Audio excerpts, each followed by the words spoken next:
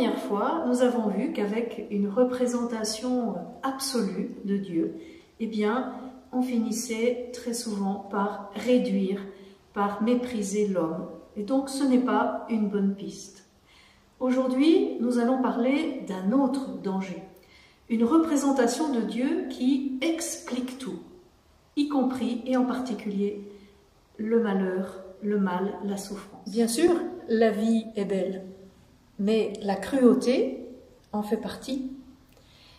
Pour vivre, des êtres vivants tuent d'autres êtres vivants pour se nourrir. Il y a des tsunamis, des tremblements de terre, des éruptions volcaniques.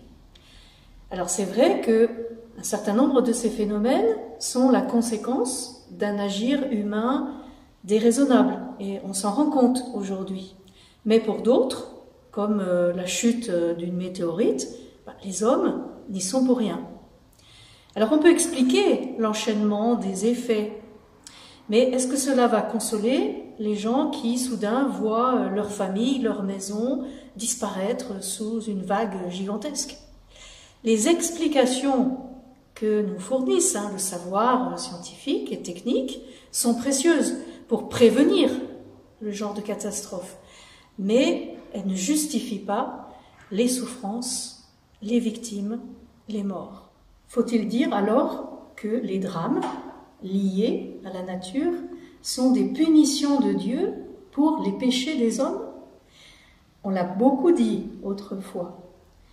Mais quel serait ce Dieu qui punirait aveuglément les coupables comme les innocents dans les soubresauts de la terre ou les ratés de la biologie?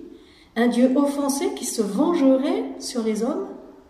Non, ce n'est pas le Dieu que Jésus nous a révélé. Bien sûr, une grande partie du malheur vient des hommes.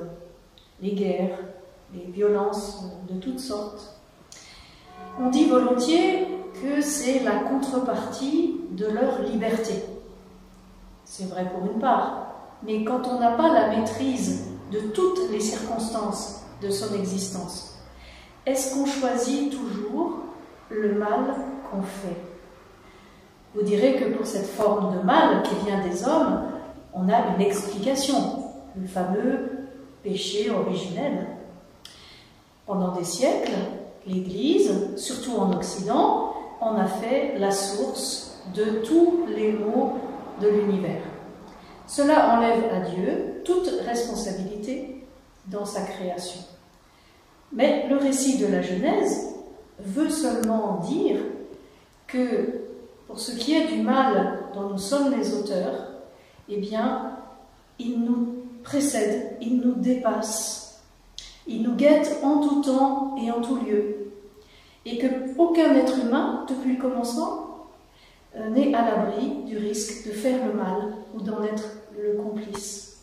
Alors là aussi, une explication ne sert pas à améliorer les choses.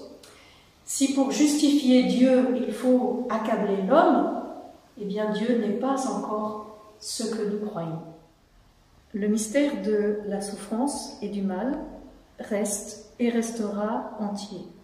La grandeur de l'homme, c'est de ne pas l'admettre, de le combattre. Mais pour cela, nous n'avons pas besoin d'un Dieu qui explique, mais d'un Dieu qui s'implique. Un Dieu qui s'engage dans notre histoire, à nos côtés. Un Dieu qui souffre avec nous, qui meurt avec nous, pour, avec nous, porter la souffrance et passer la mort. C'est ce Dieu-là que nous découvrirons dans la prochaine série. Alors je vous donne rendez-vous après les vacances de la Toussaint, à partir du samedi 7 novembre, pour une nouvelle série de 4 petites vidéos. D'ici là, bonne fête de la Toussaint à tous et à bientôt.